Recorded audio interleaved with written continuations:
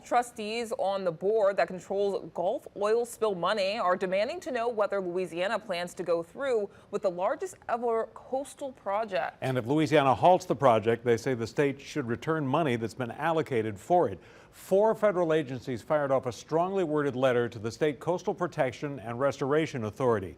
The Mid-Barataria Sediment Diversion would channel Mississippi River water into the bay in Plaquemines Parish with the aim of building new marsh. The $3 billion project would flow from settlements involving the 2010 BP spill. Critics argue it would devastate fisheries.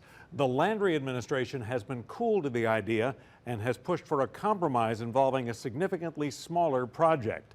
In their letter to the state, the federal trustees say we request a clear statement that CPRA remains committed to implementation of the project.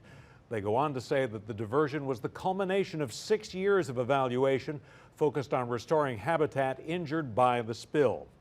The letter says no other single restoration project has been studied as extensively, and there's no guarantee that any proposed alternative would win the required permits.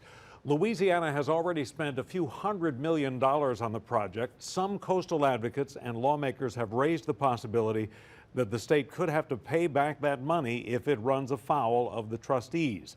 Tonight, the state coastal chair, Gordon Dove, said the state has received the letter and is reviewing it.